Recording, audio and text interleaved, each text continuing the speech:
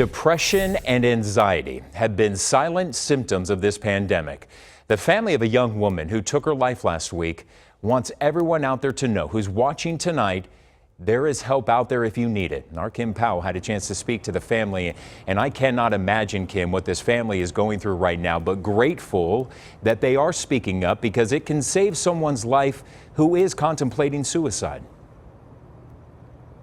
Yeah, absolutely. And they tell me that Gentry Beauclair was a strong and fearless and dedicated woman who was in the process of furthering her career. But unfortunately, when it came to the quarantine and the pandemic, depression took over. And tonight, a local therapist tells me that when it comes to everything that happened last year, it really compounded when it came to mental health disorders.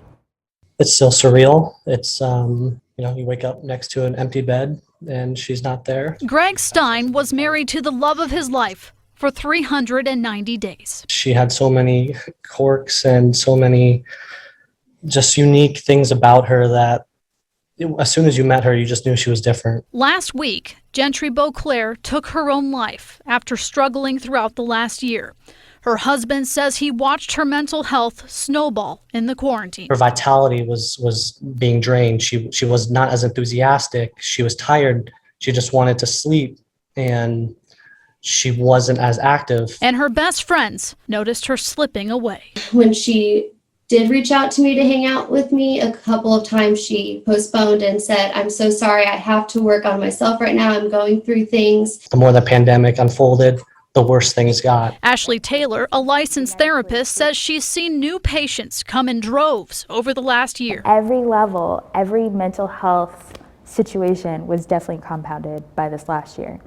And it's going to take a while for us to regulate. She says being stuck inside all day because of the pandemic gets your mind working in different ways, and not always in positive ways.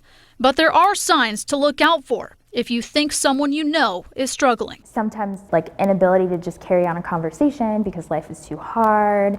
Saying statements like, I wish I wasn't here.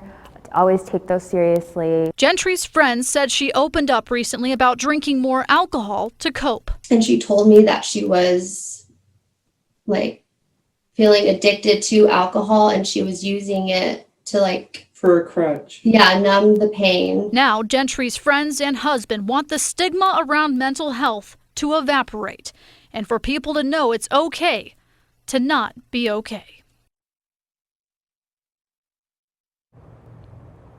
And Gentry's family tells me that she dedicated her life to helping people, even donating her organs in her final moments. So they're hoping that her suicide is going to help encourage people to reach out to their loved ones.